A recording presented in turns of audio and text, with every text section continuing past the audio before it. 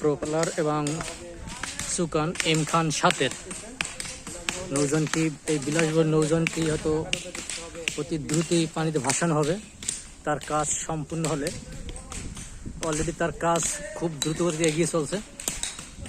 M খান 7-এর 300 fit plus একটি নৌযান, এবং এটি হতে যাচ্ছে ঢাকা বরিশাল নৌরুটের সর্বশেষ নৌযান আপকামিং।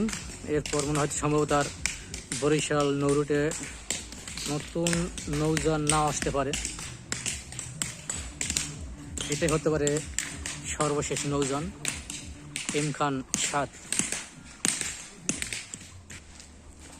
বিশাল একটি নৌযান এম খান 7, 300 ফুট প্লাস নৌযানটি। তার নিচের যেটা উপরে বসানো আছে,